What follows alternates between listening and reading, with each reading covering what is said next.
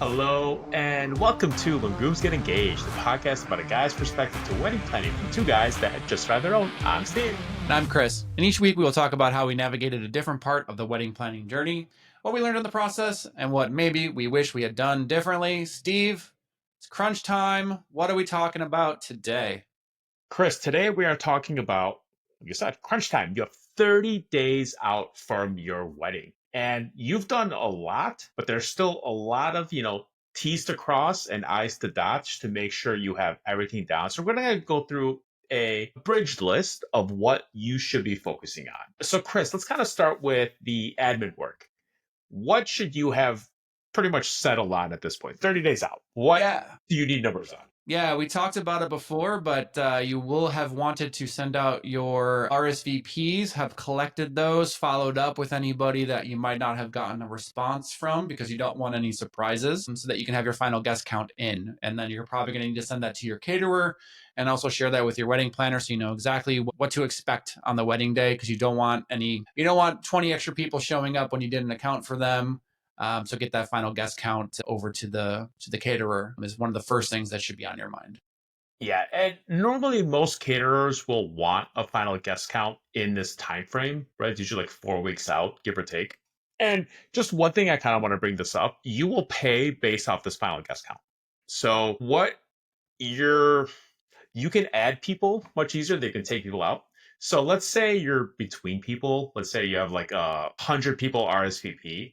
Maybe you tell your caterer your final guest count is 98, because they can definitely add a couple more people at like the last couple days. But if you pay for 100 and like 95 come, you're not getting discount on that. You're paying for the 100 no And that's matter what. frustrating, right? Like paying So for frustrating. someone that's not there. So yeah, just be aware of that. Yeah, and I'm not saying like if your list is 150 and you tell the caterer your final count is 50, that's dumb, because then you're gonna be screwed. But like, maybe 5 people less is not bad. They will have a little bit of extra food. You can definitely add the weeks leading up to it, but you cannot take out. So just know whatever you give them is more than likely what you're going to get charged for. So definitely have your final guest count in. Yeah. And something else that I saw online that you can potentially do as well is for those people that you don't get an answer from by the deadline, right? They might have let it lapse, but you don't really have like a yes, no from them. You can message them or email them and say, hey, the deadline's passed. Sorry, we won't be able to see you at the wedding. And just basically hinting that Yeah. because they did not respond, you are counting them as a no, and that, they're kind of not welcome, even though you wanted them to specify an answer. Just to give them the hint that, you don't want any surprises and you don't want, again, 20 extra people showing up that maybe didn't give you a response. If they didn't give you that courtesy, they shouldn't expect to be invited or expect to still attend. Yeah, some fun guilt there on that one. I mean, people might see it as passive aggressive, but I think it's very direct. Again, if you didn't respond, if you didn't have the ample time to respond in like 2 to 3 months to give me an answer, then I'm sorry, we're not going to be able to see you. Yeah. Which is good. It is what it is. It's gonna happen. It's gonna be annoying. But again, yeah, there's always usually extra food, so like 1 or 2 extra people is not going to really cause that much of a headache. Though your seating chart might get a little interesting at that point because you have to squeeze them in somewhere. Mm-hmm. But yeah, I mean, again, 1 or 2 extra people is probably not going to make that much of a difference. Yeah. Chris, the next thing, we actually just talked about this, is the marriage license. If you are getting married with an officiant or at a church, you need to make sure that you have your marriage license from the city so that they can sign it. Chris, we went over what you need to do to get this done a couple of weeks ago. Yep.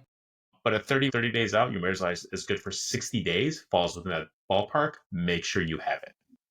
Yeah, you have time to get it. You can get it a little bit closer to the date, but as you get closer, you're going to be pulled in 1,000 different directions and stressed out about a lot of things. So, about this time, you should be going to collect it, and that way you don't have to worry about it. Yeah, exactly. Next thing you want to do is reach out to all your vendors.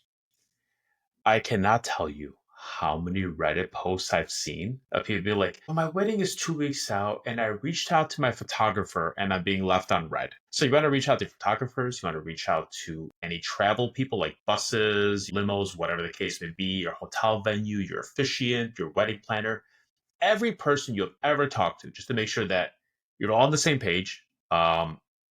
People go out of business within the year or whatever you've been planning. People move out of state.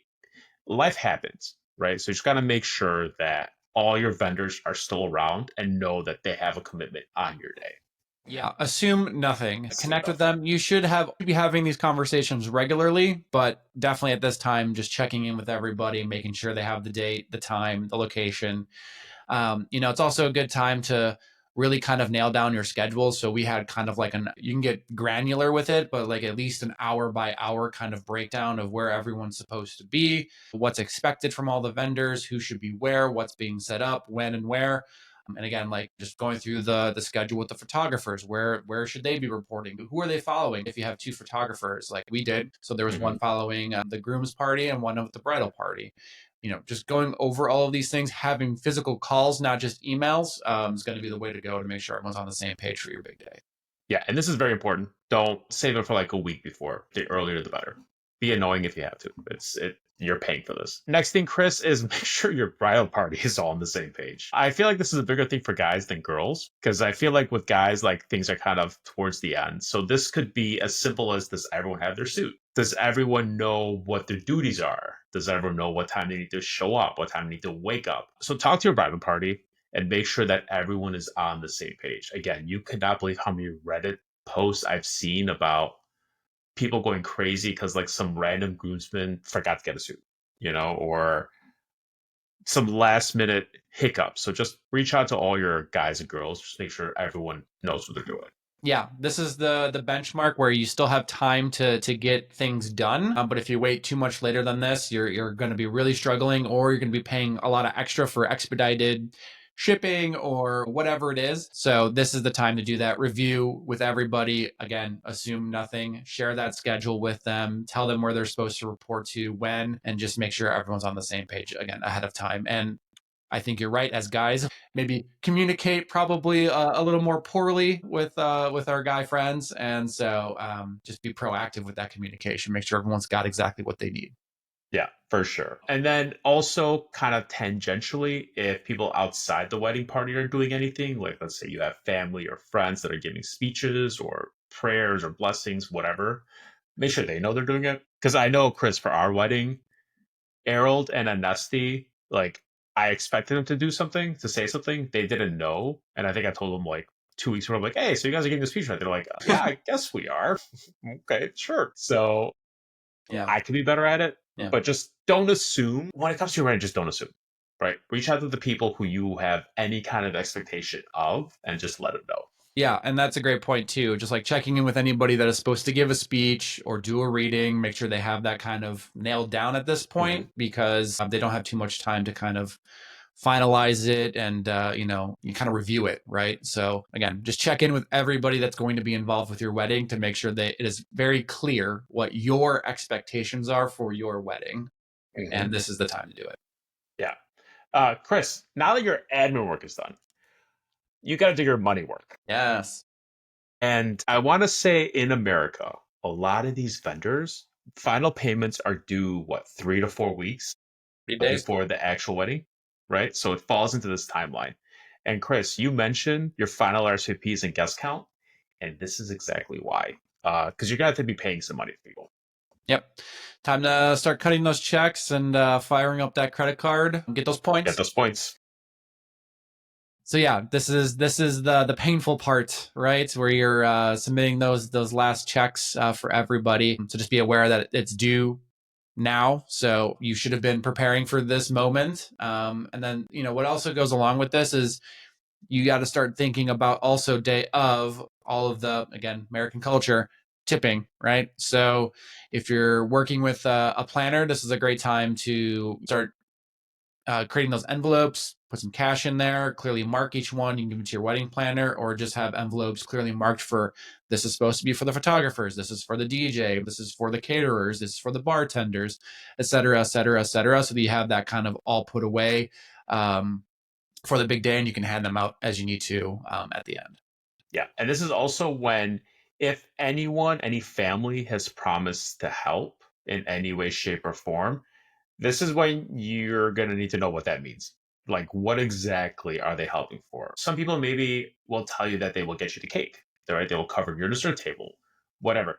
This is when most people need to cash that check that they've been talking about, and you need to get clarity on exactly what they're offering. So have those conversations with family as well. Yeah, so this is like the point of collection, right? Mhm. So that you're probably having these conversations way earlier, but at least, again, you want to give people time. You don't want to come up and just Mhm. be like, I'm expecting you to cut a check now for $1,000. So check in with them much earlier about expectations, but this is like the deadline to give them. Like, this is when we expect to be paying for all of these things, and this is when you're collecting from them. So again, don't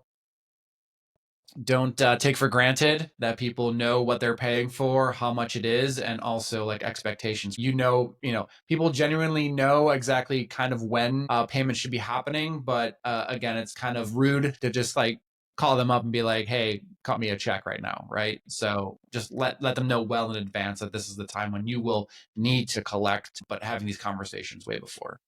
And this is assuming that, like Chris, like you mentioned, you had this conversation and this family member has expressed and told you that's going to do. Don't just assume it. Only if they've told you, only if they've offered it. This is when you need to understand what exactly that means. And there's probably a lot of surprises. I've seen a lot of Reddit posts too where XYZ person has said they're going to pay for something and then they don't, or Yeah. they don't like your choice. And so they refuse to pay for it at that point. So don't put yourself into a bind, have backup plans in case Hmm. anybody backs out. And again, assume nothing. And hopefully you're having these conversations, at regular times. It's not an easy conversation, it should be a joyful thing. Someone's willing to celebrate you and do something good for you. But you just want to check in with them to make sure that that is still on the table and that is still the expectation and what you're expecting from them. Yeah, like one of the funniest ones I've seen is like a sibling that got married in, let's say, like 2005 or 2010 or whatever, is like, "Oh, I'm so happy for you. I'll buy your wedding cake." And like their wedding cake at that time was like 200 bucks, 250. I don't know what the prices are. And now they see the price of like current 2025 wedding cakes, which are like, you know, $2,000 plus for like these like fancy, beautiful cakes. They're like, what the hell is going on? Did not realize this. Did not know it was so expensive, when I made that offer. Yeah, and that's a great point is like, yeah, when you're having those conversations, like what are you planning, right? Like Mhm. exactly as you said, like your cake could be very simple, couple $100, right? Or it could be $2,000 to $3,000. It's unfair for you to assume the price tag or assume that they know the price tag or like the cake you are going to choose. And just because they said they're going to take care of it doesn't give you license to go find a $3,000 cake unless they've said Yeah. that, right? So just making sure you're having those conversations about what you're planning for your own wedding, and then if they still agree to that, or maybe it's just part of the funds that'll go towards it, right? Yeah. Okay. Good So point. after you have those conversations, Chris, you're going to have a conversation with your own body and see what fits and what doesn't fit. So this is where you kind of got to figure out your outfit work. And Chris, the first thing you want to do is get all your actual outfits ready. So this is the day before slash welcome party. If you're having anything, the day of, the day after. How many events are you having? And how many outfits do you need for all of them? This is when you kind of need to have all that locked down. Yeah, exactly right. Have everything kind of planned out. Hopefully, you're still on that diet bod, and keep working towards it. Right. Don't start eating chocolate cake last minute and blowing up your sizes.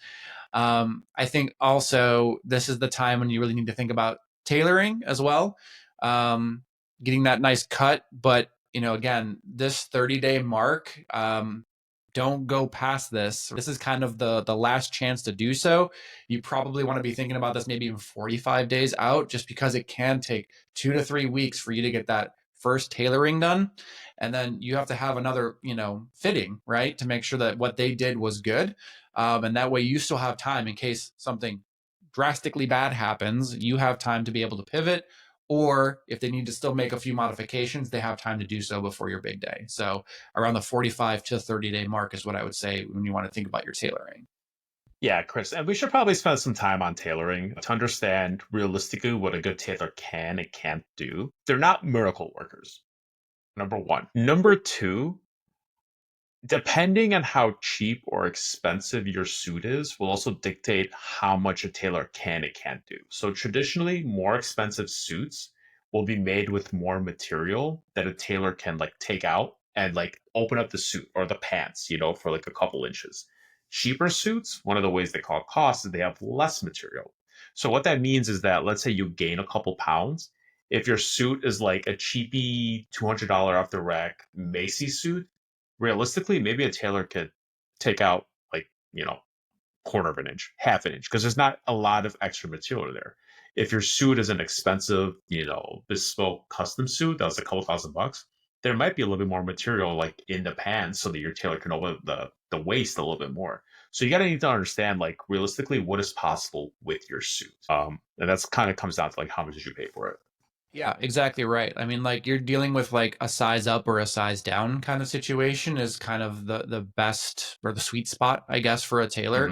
Hmm. If you have this dramatically oversized suit, you saw it on discount and it was like a triple XL or whatever, like you're normally a 42 and you bought like a 50 blazer. Yeah, they can tailor it down, but it's just going to look really, really weird. And there's only so much that they can do. Even though they have a lot of material, bringing Hmm. it down to that size and tailoring it just right for you is still going to look awkward because of just the way it's constructed. So just know that like a size up or a size down is kind of the sweet spot for that tailor. Don't be expecting to be able to like take a shower curtain and make it bespoke to you, or being able to add a lot of material and take out some of the suit and like, go four sizes up. It's just not Yeah. going to work. And unfortunately, a size down is easier to work with than a Yes. size up. But Yeah. realistically, in today's world, busy lives, you're gonna probably have issues with the size up. But Chris, like you said, a size up is manageable. A size down, maybe two sizes down, is also like in a good sweet spot. So kind of that's what you're looking at that realistically can be done. And let's maybe talk about some of the things that will happen. So Chris, you mentioned the 50, jacket. 50, yeah, jacket size. Here's the thing on jackets, your shoulders, which are the most important part of a suit, you're not getting much tailoring done on those, right? Those are pretty much set. So a lot of people tell you when you're doing suit shopping, the very first thing you look at, the most important thing is the shoulders and how those sleeves look, because that is getting the least work done. So, let's say you find a good deal on a 50, 50 regular suit and you're like a 42 short. I would just let that deal go. I wouldn't do that. But let's say you find a good deal on a, 42 suit that like the pants just fit really big. Pants are much, much easier to tailor. And Chris, this is where you're going to have the most luck in updating your specs. Take the waist out a little bit, maybe, the actual pant length. You could add a little taper if you want. And, just understand how long this also takes you. You're talking a week minimum for a good tailor. Minimum, minimum. But Chris, you mentioned a really good thing. You're also going to want to try it on again and see how well it fits. So you might have another week of additional tailorings. These are just things to like think about and understand. Yeah, and a good tailor is going to give you good advice about what can and can't be done Hmm. for whatever you're buying. So just make sure that you kind of follow their advice, and also don't plan on asking for an extremely like athletic cut on the basis that you think you're going to lose another 10 pounds. Guilty. That's something I would do. Yeah, kind of they have to meet you where you are right now, and there's only so much work that can be done in that last 3 to 4 weeks diet wise, and Hmm. you're not going to be dropping 20 pounds in 30 days in a healthy way. So don't do that, and just kind of know that they're gonna base it off how you look then, and tailor it, and it'll still look great even if you lose a couple more pounds in between. Now, it's possible that you won't need any tailoring, anything extensive. Just know that depending on when you bought your suit, your body will fluctuate a little bit. So, Chris, I think it's still important for you to try it. You may not need anything, but it doesn't hurt. Just have a look. Just don't leave it for the last day to be like, oh, does my tux still fit me? Like who knows? Just try it on. You might need some, you might not. But you should still try all of your outfits, this being the most important one. Make sure that it fits. Exactly, exactly. All right. Do you want to talk about diet? I mean, we kind of have to. Kind of like talked about it already, right? So Yeah. don't expect miracles, right? And this also should have been a process that you've started well before this. Yeah. Don't do the crash diet thing. Do it in a healthy way, or just accept you are who you are and how you look at that point, and go with it. You're going to look much better trying to tailor a suit to where you are now than trying to say like you're gonna crash diet 20 pounds in the last like 2 weeks. No one's gonna be happy with you. You're gonna be really stressed out, not only with wedding planning, but then thinking about food for And the you'll be next, tired. 3 weeks because you're starving yourself. So again, just to say, don't do anything unhealthy. Think Mhm. about the long term goals. Start this process well in advance, and yeah, don't do the crash diet. Yeah. However, Chris, this also works in reverse. Don't let yourself go. True. You may not be able to like build a six pack in 30 days realistically, healthily, but you can sure as hell gain 10, 15 pounds in 30 days very easily. Like full pizza, you're stressed out for dinner, burgers, fries, Just all doing that this convenience garbage food. carbs. Yeah, yeah. Because like you're stressed out about wedding planning and you just like, oh, I don't want to cook. And also alcohol. Like that can also keep the pounds on or add pounds. So if you just start, uptaking a lot more alcohol in the last 30 days because you're stressed out, it's just going to be bad news for your waistline. Did you know alcohol has calories? Yes. I didn't. I have What? no idea. I don't know why. I always assume for whatever reason that like alcohol is a 0 calorie thing, Yeah. which makes no sense because it's literally created with sugar. And because you're in bars and you see like the like skinny girls that would have like their vodka tonic. That's how they would like stay skinny. So I'm Skinny like, oh, margs. obviously this has no, yeah, exactly. I'm like, obviously this has no calories. That's why they're drinking it. Guys, alcohol has calories. Your bourbon every night, your old fashions, Your like that's mixers. Yeah, it's your simple mixers. syrups. Wine has a decent amount. That shit adds up quick, and it's all sugar calories. That's the worst part about it. Like it's not even good calories. Like there's no protein. It's all garbage. Yeah, I mean, keeping it within moderation, but guys, if you like tequilas or whiskeys and stuff, maybe cut out the mixer and just go with a straight pour on the rocks. Cut out the mixers part, and you can still have your drink. But again, just know that Hmm. there's still calories, and also kind of slows down your metabolism with whatever else you eat. Yeah, yeah. So And oh yeah, the other part too, sorry, is that you start having throw back a few, and then you start making poorer food decisions. Then you're like, oh, I want that pizza at always midnight. You're just like waking up with a like Cheeto dust all over you, because you just like started eating all these bad foods. the worst poor decision is when you're like, I gotta eat, but I gotta eat healthy. So you put in like twice as many of a healthy nugget in the air fryer, but you're still eating a shit ton of nuggets, and you like dip it in ketchup, barbecue sauce, all these sauces, all this sugar, and like, yeah, when you take your eye off the ball, it's so easy to ruin a diet in 30 days.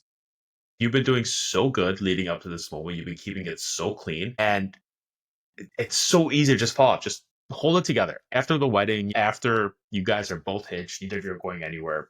Yeah, have fun, enjoy, and we're gonna talk about it. The 6 month post wedding, Yeah, yeah. wedding The weight weight gain, yeah, the is, weight. dude, Chris, it's so bad. I'm up like 20 pounds. It's not going anywhere. It's so bad. I gotta get a check. But yeah, save it for that. All Don't right. undo your work now. Yeah. And what else should people be thinking about in the last 30 days? Maybe not 30 days out, but maybe 2 weeks out or so from the big day.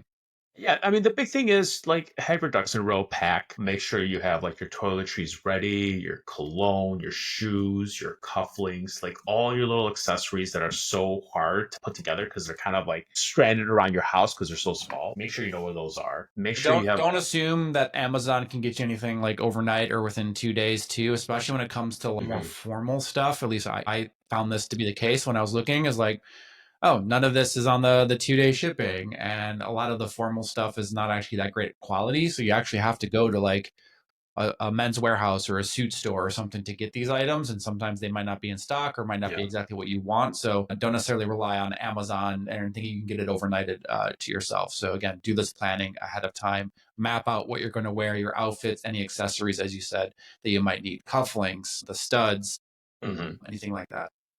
Yeah, don't say this for the last minute. Have your money in line in order, right? Like Chris, you mentioned, yes, you may make all your payments 30 days out, but tipping is still going to add quite a bit of money to it. And a lot of times that'll be cash. So just make sure you have all that lined up. Most people get paid, what, every 2 weeks, bi-monthly. So you got to understand, like, when is that money coming in and when does it need to go out? Just make sure you have it all lined up. We talked about this in a really early episode when we started this podcast, but like you don't want to be that couple that's like trying to open up their gift cards and envelopes Mhm. at the wedding to try to like pay caterers or pay people or tip people. Yeah. Map this out, stay within your budget, and again, don't rely on the money you might get gifted at a wedding to pay for anything during that Mhm. day. Yeah, this is when your budgeting skills really show themselves. Did you let yourself go in your weight and your budget, or did you know you gotta keep it in line? But yeah, Chris, I think this is kind of the basis. This is what people need to be focused on and thinking One about. other thing. What about hair? Great suggestion. Gentlemen, haircut. Do not do it the day before. That's true. Realistically, you're thinking maybe a week to 5 days before your wedding because your hair is going to grow out. It's very possible that your haircut might not look that great when it's very short.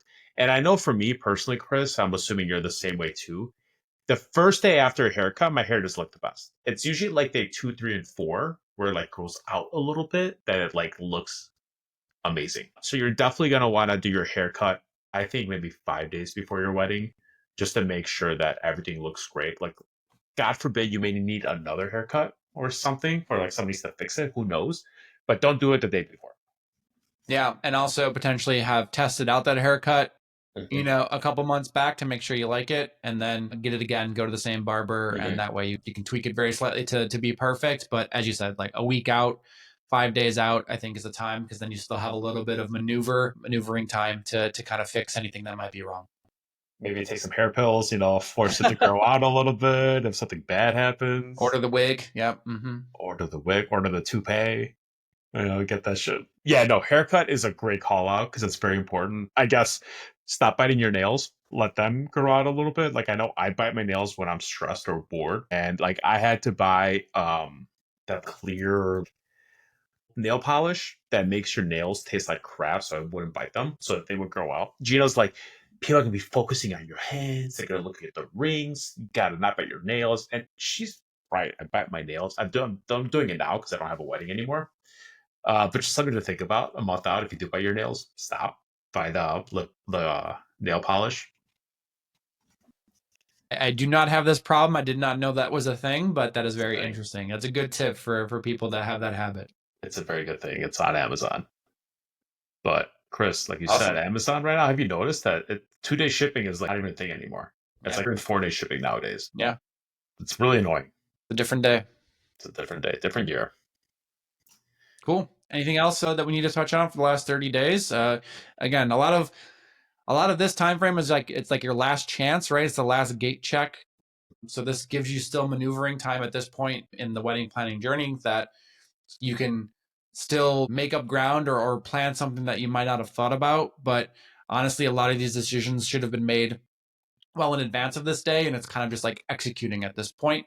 But again, these are the things you need to check in with yourselves to make sure you have accomplished, because you need to do it now or it's not going to get done. So just this is a critical point in the journey.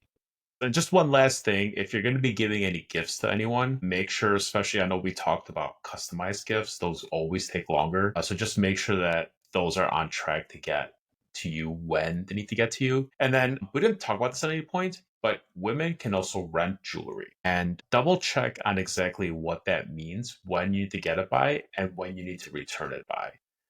Just so you kind of have your timeline set for that too. Like you don't want to have to return a 5 carat tennis necklace the day that you're going to be flying out on your honeymoon or whatever the case may be. So just kind of like verify all that stuff. But this is like Chris, like you mentioned, good call out. This is your last chance. Yeah.